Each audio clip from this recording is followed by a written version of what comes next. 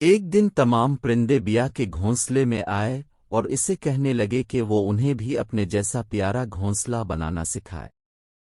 بیا نے انہیں سکھانے کے لیے پہلے تھوڑی سی گیلی مٹی لی اور اس کا جیسے ایک کیک سا بنا لیا جسے اندر سے اس نے خالی رہنے دیا۔ ایک قلہ جو قریب ہی بیٹھا تھا بولا، لچھا تو گھونسلہ اس طرح بناتے ہیں۔ وہ وہاں سے آڑا اور جا کر اپنا گھونسلہ بنانے لگا، اور آج تک تمام قلہ اسی طرح گھونسلے بناتے ہیں۔ پھر بیا نے کچھ تنکے لیے اور انہیں گیلی مٹی کے باہر لگا دیا۔ ابابیل نے دیکھا تو بولی، اچھا تو گھونسلہ اس طرح بناتے ہیں۔ یہ کہہ کر وہ الفاع اور آج تک تمام ابابیل اسی طرح گھونسلے بناتے ہیں۔ پھر اس نے کچھ اور گیلی مٹی لی اور تنکوں پر ایک اور تہ جما دی۔ میاں الو نے دیکھا تو بولے، اچھا تو گھونسلہ یوں بنتا ہے۔ یہ کہہ کر وہ الفاڑی اور آج تک ہر الو اسی قسم کا گھونسلہ ہی بناتا ہے۔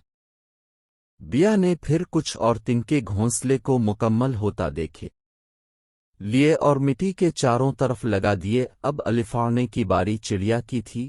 پھر اسی طرح گھونسلہ بنتے دیکھ کر مینا بھی الفاڑ گئی اور اسی طرح گھونسلہ بنانا شروع کر دیا۔ کسی پرندے نے انتظار نہیں کیا کہ آخر فاختہ جو دیکھ بھی نہیں رہی تھی کہ بیا کس طرح گھونسلہ بنا رہا ہے، بولنے لگی، دو لے لو، دو لے لو۔ بیا نے اس کی آواز سنی تو اس کے منہ میں ایک تنکا تھا، اس نے وہ نیچے رکھا اور کہنے لگا، نہیں ایک ہی کافی ہے۔ لیکن فاختہ بولتی رہی، دو لے لو، دو لے لو۔ بیا نے نگاہیں اوپر کر کے فاختہ کو دیکھا، تبھی اس سے یہ بھی معلوم ہوا کہ سارے پرندے الفاڑ گئے ہیں اور صرف فاختہ ہی وہاں ہے، اور وہ بھی نہیں دیکھ رہی کہ اصل میں گھونسلہ کیسے بنتا ہے۔